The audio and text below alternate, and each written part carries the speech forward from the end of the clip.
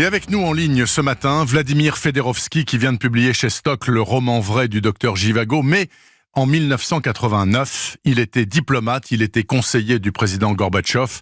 La chute du mur et la réunification de l'Allemagne, il a tout vécu en première ligne.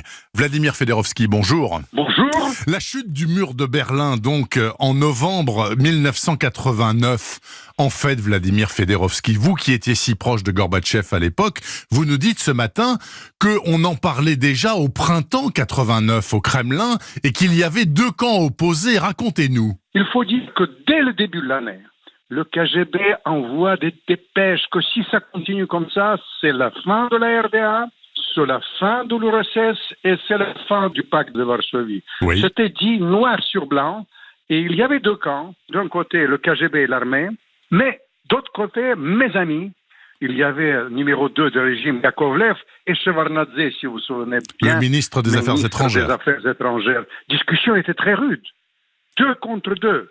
Et Gorbatchev faisait semblant d'un arbitre. Alors, il faut préciser tout de même que le plan du KGB était terrible puisqu'il prévoyait de faire intervenir des centaines de milliers de soldats soviétiques en RDA et qu'à terme, il y aurait 1000 morts. C'était prévu. La sale boulot devait être fait surtout, selon le KGB, par les gens de RDA. Mais il y avait le toile de fond. N'oubliez pas que les Russes, ils ont eu presque 500 000 hommes là-bas. L'Occident était très réticent. Mitterrand ne demandait pas la réunification d'Allemagne.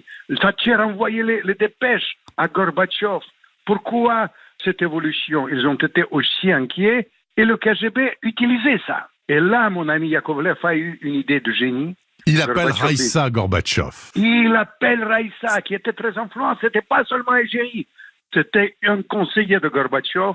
Gorbatchev revient chez lui. Il était en retard, il est revenu à temps pour le dîner, il a levé les chaussures, il a mis les chaussons, les hors d'œuvre, le borsch, les pelmeni, le plat emblématique, et au dessert, il l'a briefé.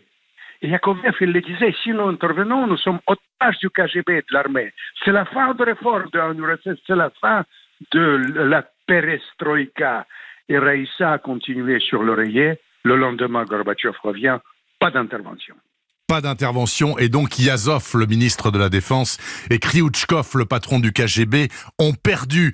Et ensuite, c'est extraordinaire, parce qu'en juin 89, Gorbatchev va à Bonn, et en fait, tout simplement, il vend la RDA à Helmut Kohl. Expliquez-nous. C'était un dîner bien arrosé pendant la visite officielle de Gorbatchev à Bonn en juin.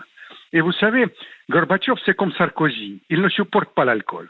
Tandis que Kohl a déjà bu ces 2 bouteilles de vin et il était vraiment prêt, s'y lancer. Il sort, il tutoyait Gorbatchev. Il dit, Mikhaël, tu sais, la réunification comme le Rhin, tu vois les Rhin, c'est un fleuve. On ne peut pas l'arrêter. Et à ce moment-là, il a hésité et puis il a prononcé une phrase fatidique. Et en plus, nous sommes prêts à payer.